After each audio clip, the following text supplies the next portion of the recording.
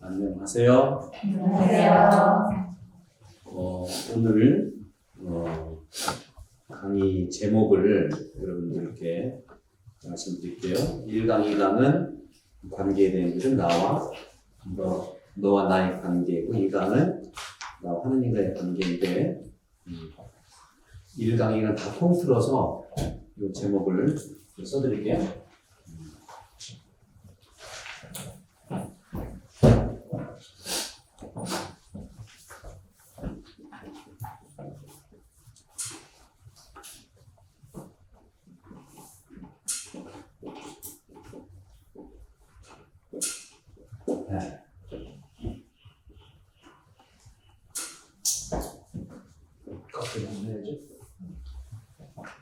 제목을 한번 보시면 한번 우리가 읽어볼까요? 시작. 영의 눈을 뜨고 싶어요. 발음 잘못하면 영 눈을 뜨고 싶어요. 영 눈을 감고 싶어요. 그렇게 말할 수 있는데, 이 관계라고 하는 것은 눈 뜨는 거예요. 그죠? 눈 뜨는 건데, 눈 다 지금 뜨신 거죠? 어제 잘 주무셨어요? 네. 그래서 영의 눈을 어떻게 뜨나요? 하는 제목인데, 영의 눈을 뜨려면 일단은 결론적으로 얘기해서 나부터 시작해서 그걸 판단하면 안 돼요. 판단하지 않는 게 눈을 뜨는 겁니다. 우리는 근데 굉장히 많이 또 판단도 해야 되잖아요. 그죠? 근데 판단이 또 식별하고는 관련이 있지만 또 굉장히 다르거든요. 그런 점에서 영의 눈을 뜬다고 하는 것은 방법이 있거든요. 그 방법을 여러분께 말씀을 드릴까 하고, 오늘 이 복음 말씀을 시작으로 해서 이 주제를 말씀드릴게요. 마태복음, 얼마 전에 복음에 9장 27절에서 31절. 그래서 오늘 그 제목은 아까 말씀드린 대로 너와 나의 관계고, 하느님과 나의 관계지만 나와 너 관계 다르고 하느님 관계 다른 게 아니에요. 똑같은 거예요. 다만 구별해서 볼 수가 있는데, 이런 부분에서 관계를 잘 이루기 위해서는 잘 봐야 돼요. 우리는 안 보고 판단하거든. 또 본다고 하면서도 자기의 기준으로 보는 게 아니라 남이 만들어 놓은 기준으로 봐. 그러니까 영이 이게 엇나갈 수밖에 없죠. 그런 점에서는 오늘 여러분과 함께 1강, 2강 모두가 영의 눈을 뜨는 방법을 구체적으로 함께 나눌까 하고, 여러분 혹시 작년에 우리 이 피정 강의 기억나세요? 그거 연결되는 건데, 그때는 처음 그런 말씀을 들어서 약간 복잡할 수 있고, 그런데 오늘 아주 구체적으로 여러분께 말씀을 드리도록 할게요. 그래서 오늘 어떻게 보면은 여러분들 오늘 강의의 주제 말씀이라고 볼 수가 있는데, 마태복음 9장 27절에서 31절 제가 한번 읽어볼게요. 눈먼 두 사람을 고치시다. 예수님께서 그곳을 떠나 길을 가시는데 눈먼 사람 둘이 따라오면서 다윗의 자손이시여 저희에게 자비를 베풀어 주십시오 하고 외쳤다. 예수님께서 집 안으로 들어가시자 그 눈먼 이들이 그분께 다가왔다. 예수님께서 그들에게 내가 그런 일을 할 수 있다고 너희는 믿느냐? 하고 물으시자 그들이 예 주님 하고 대답하였다.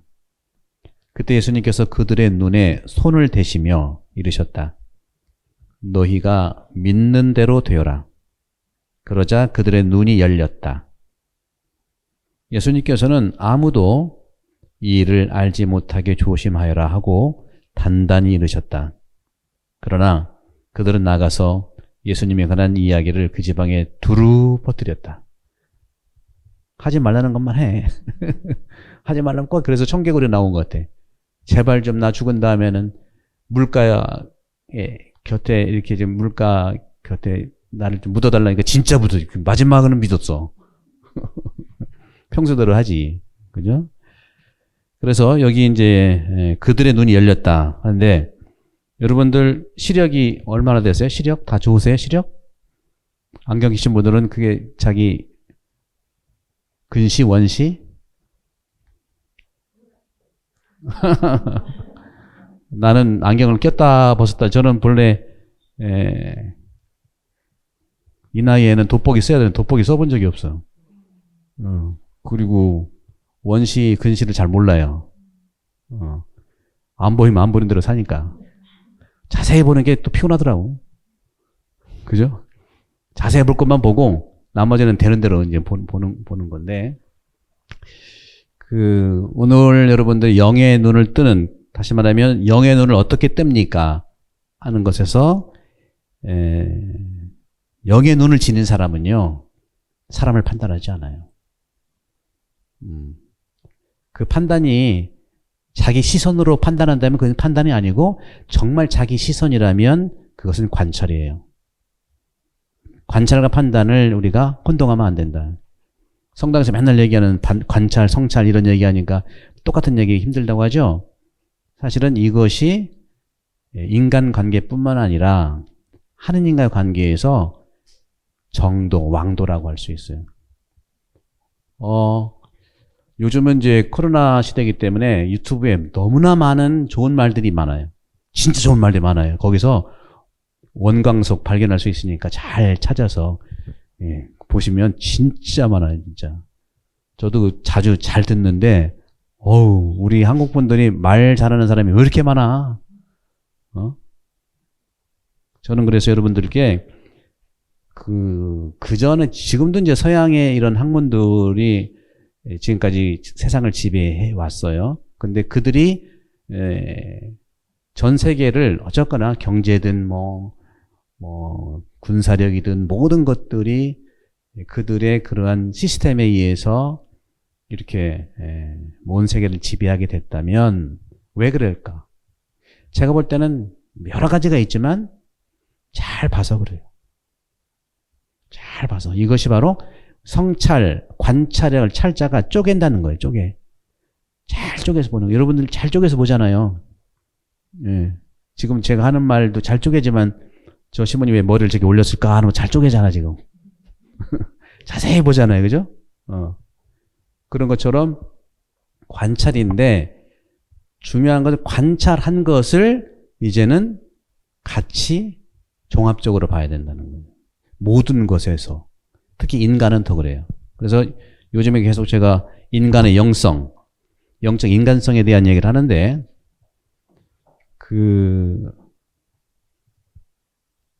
여러분들은 학생들과 이제 전문적으로 만나기 때문에 이 전문 용어를 알 필요가 있으니까 쓸게요. 매번 많이 들으셨을 거예요. 푸네오마. 그 다음에 푸시케.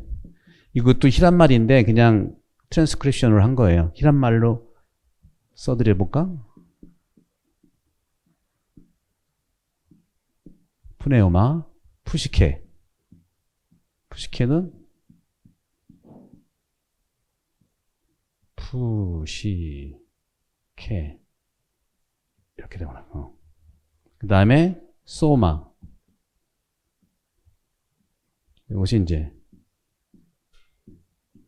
이렇게 되는데 요게 기본적으로 영, 혼, 몸 이렇게 볼 수 있어요. 몸이라는 건 물론 한국말이지만 영혼, 신 해도 되겠죠. 신, 몸, 신자, 신 이렇게 본다면 또 우리가 인간에 대한 이해를 잘하는 프로이드의 인간 원리를 본다면 이것을 에고라고 하는 거고 이건 슈퍼에고라고 하죠. 슈퍼에고 이것은 이드 이렇게 얘기를 하죠. 근데 요즘에 저도 이제 많이 유튜브를 보다 보니까 우리 한국 동의보감에서는 뭐라고 해요? 동의보감에서는 딱 맞는 건 아닌데 제가 이제 쭉 이 분야의 연구를 하고 보니까 역시 허준도 우리 인간에 대한 이해를 참 사람이니까 비슷하게 했구나 하는데 제가 볼 때는 이게 바로 기야, 기. 더 정확히 하면 혈기야, 혈기. 여기 나야, 나. 에고. 그 다음에 이거는 신. 참 희한하죠? 신자를 써요. 그 다음에 이거는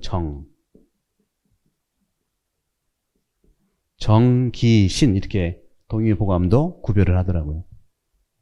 근데 비슷한 그 역할을 하는 것 같아요. 예. 그래서 제가 말씀드리고 싶은 것은 사실 이 분야는 제 전문 분야는 아니에요. 근데 강의를 듣다 보니까 너무 똑같은 게 많은 거예요. 그래서 늘 말씀드렸지만 보통 나라고 하는 것은 주로 이 에고를 얘기합니다. 에고. 서양에서 인간을 인격이라고 했을 때는 바로 에고를 얘기해요. 인격. 이 소마라고 하는 것은 사실 몸인데 또 이 소마를 형성하고 있는 게 사륵스예요. 이건 뭐냐? 살덩어리죠, 살덩어리. 그죠? 살하고 몸은 구별이 되어 있잖아요. 그죠? 몸은 바디고 살은 플래시, 살덩어리. 마찬가지예요. 여기서도 이 정이라고 하는 것이 이 정자가 쌀미자르더라고. 몸이 잘 움직이려면 밥을 잘 먹어야 돼. 그 정이라고 하는 것도 역시 우리 오장육부가 있으면은 이 정은 신장 기능이 아주 중요하다고 해요. 신장. 그래서 밥 안 먹으면 허리가 아파. 그리고 이 정이라고 하는 이 부분도 이 부분이 정말 음식을 잘 먹어야 된다고 하는 음식을. 그리고 이 부분들 혈기 했을 때 이 푸시케라고 하는 것은 에고인데 더 정확하게 얘기하면 여기는 혼이죠. 혼은 뭐냐? 여러분들 혼이란 말 많이 들어봤지만 혼이 뭔지는 아세요? 혼. 뭐 혼절했다. 요즘 혼자는 잘 안 쓰는데 정신 나갔다 하죠. 그죠? 혼 빠졌다 그러잖아. 혼 빠졌다. 혼이 보통 우리가 성당에서 인간은 영혼과 육체로 됐다고 했을 때에 영혼은 안 보이는 거고 육체는 보이는 거잖아요. 근데 영혼은 더 구체적으로 영혼은 영과 혼이 되어 있는 거고 육체는 육과 신이 되어 있는 거예요. 따지면 4개로 되어 있는 거예요. 크게 바운더리하면 2개고 또 3등분할 수 있고 일일이 따져보면 4개가 되는 거예요. 영과 혼, 육과 몸, 육신 이렇게 네 부분이 되어 있는데 그거를 자세히 이제 볼 필요가 있다는 건 저는 뭘 얘기하냐면 인간 관계도 역시 마찬가지는 인간 관계도 내 안에 있는 영과 혼과 몸과 신을 잘 소통을 하면은 내가 건강해지는 내가 되는 것처럼 너와 인간 관계도 내가 잘 소통됐을 때 상대방도 할 수 있는 거예요. 상대방이 짜증이 나고 상대방이 굉장히 무리하게 굴고 왜 그렇겠어요? 여러 가지 이유가 있지만 몸이 아파서 그래요. 간이 안 좋거든. 간이 부었는지는 모르겠지만 지금 허리가 되게 아픈데 지금 얘기를 하겠어요?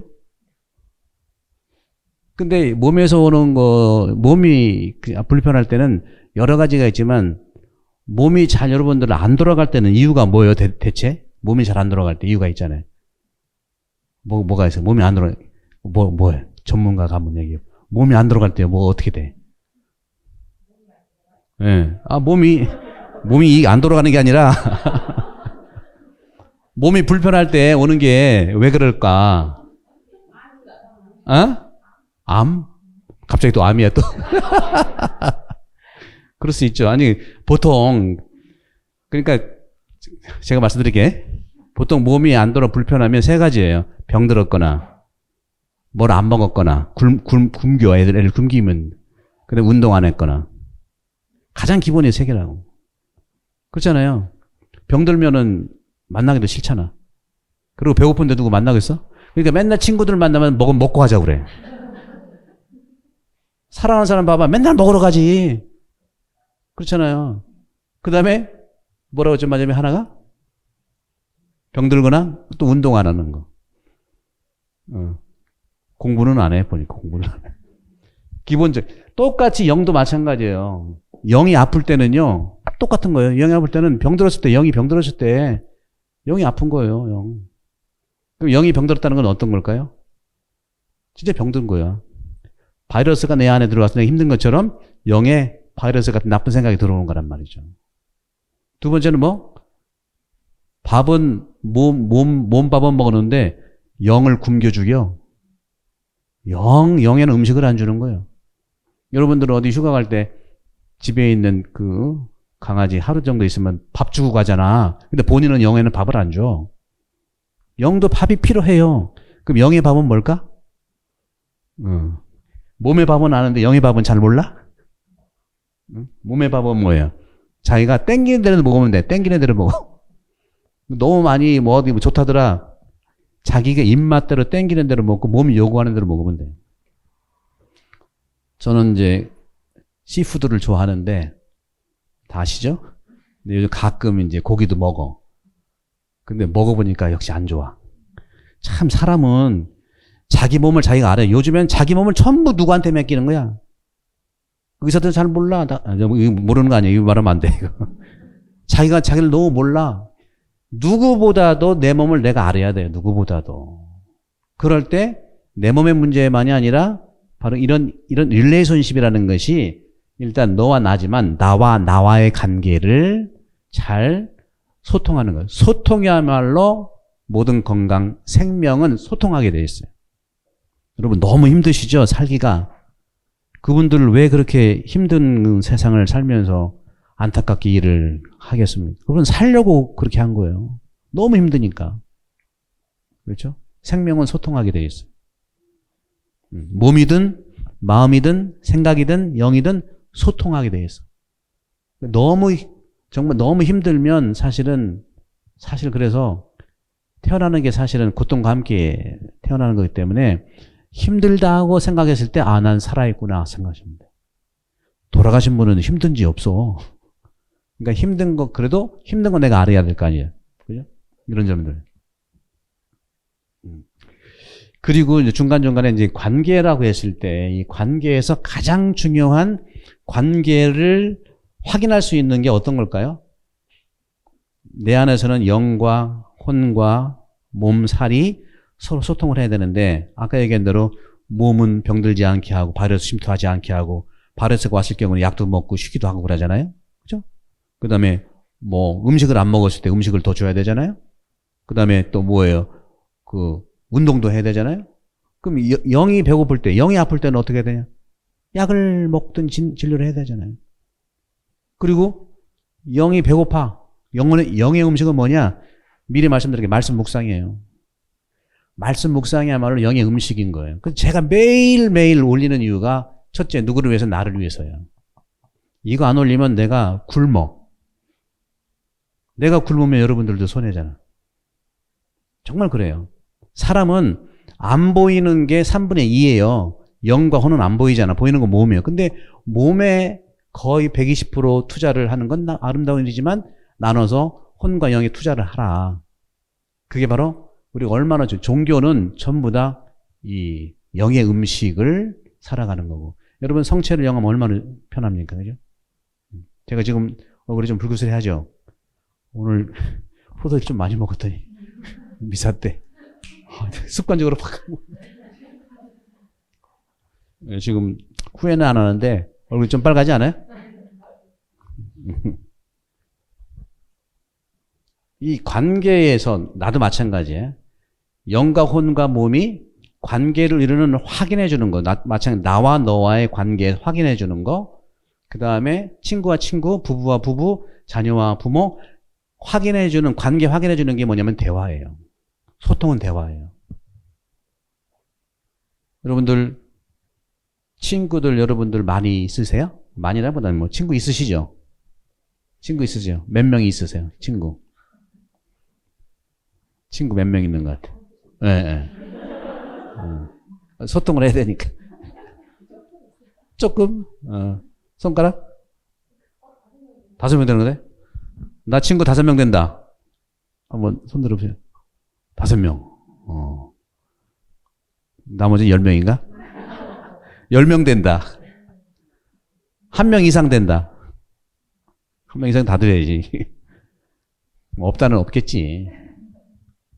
근데 친구라는 기준이 뭐지? 친구하고는 가장 기본이 뭐가 잘 돼야 되죠? 대화가 잘 돼야지. 그러면 누구랑 가장 대화가 안 돼요? 이건 뭐 저절로 그냥 남편 그래.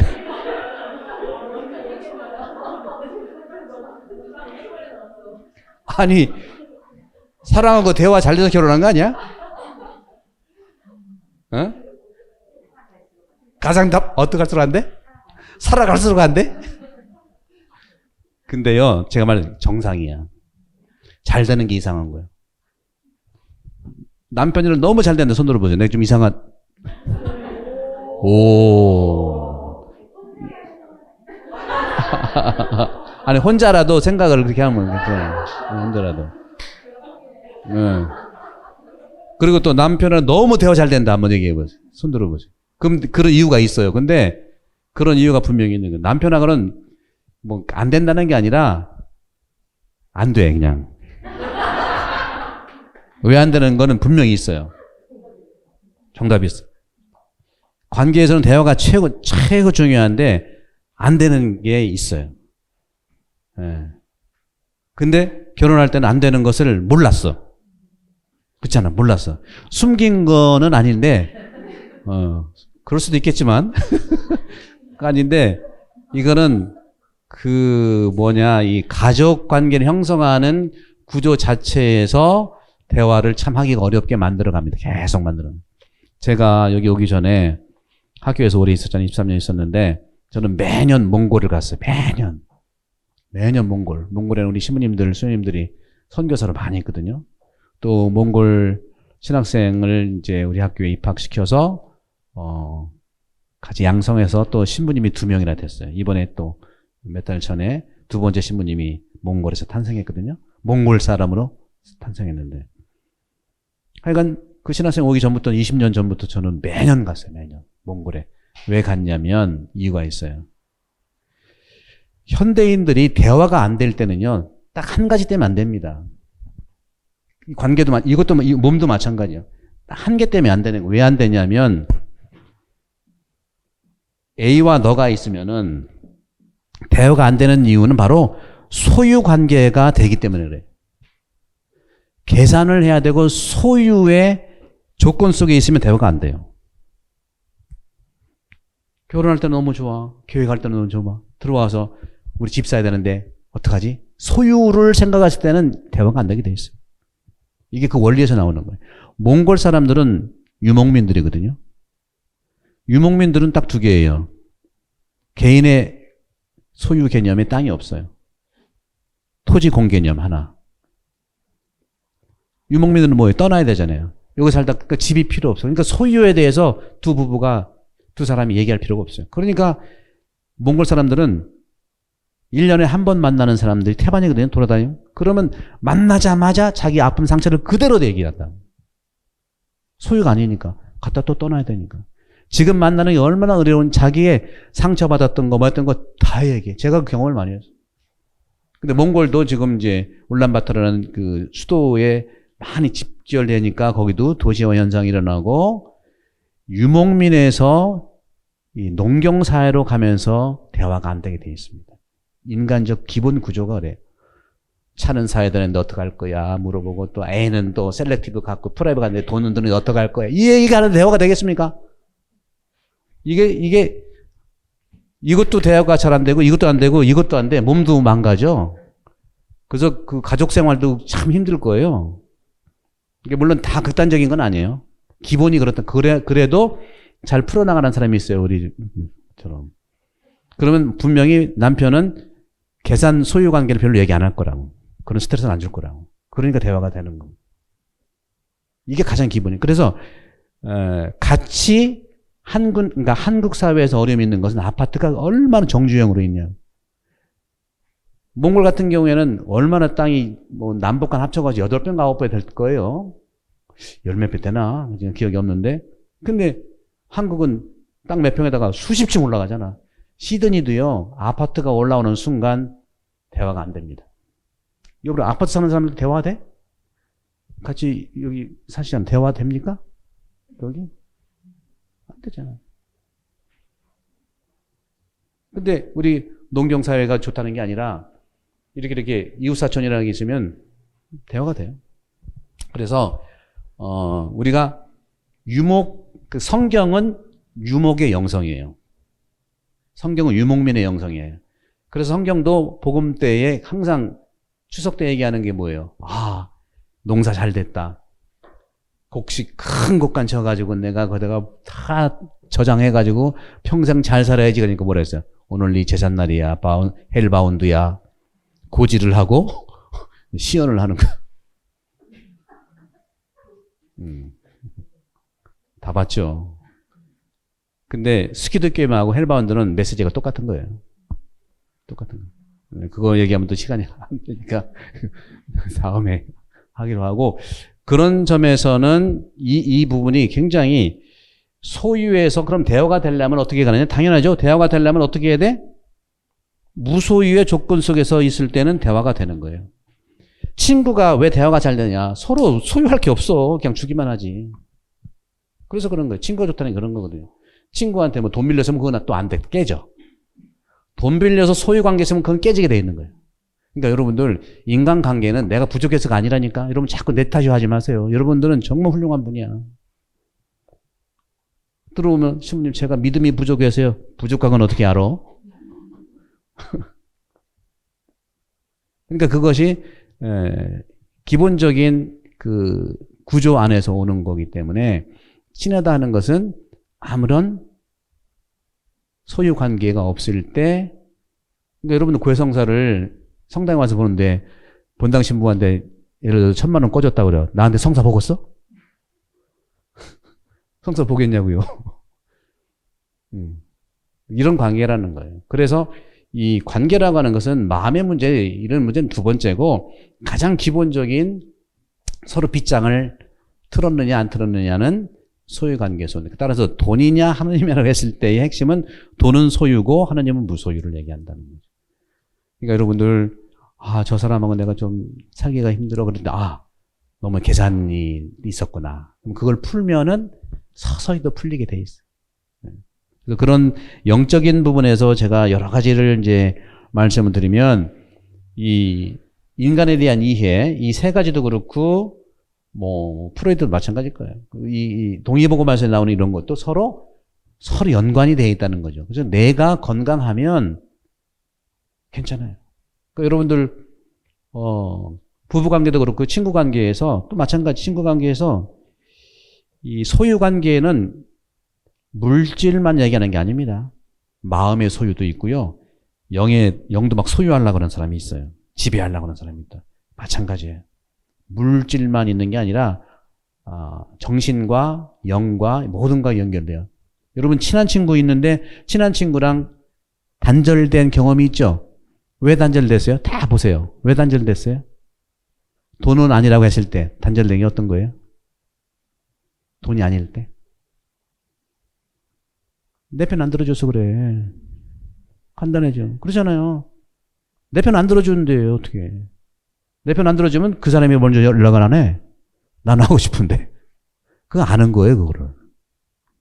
예를 들어서, 그 사람은, 서로 가장 여러분들이 인생에 있어서 정말 중마고라고 할 수 있을 정도로 만난 친구는 주로 언제 때요? 초등학교 너무 먼다고 한다면은, 초등학교는 좀 애들 때는 너무, 언제가 가장 여러분들 친구 중마고라고 할 수 있어요? 중학교 때잖아요. 그때는 정신이 들 때니까. 그리고 고등학교 때까지도 가능해. 대학도 좀 가능해. 대학 가능한 사람은 조금 미숙아 정도.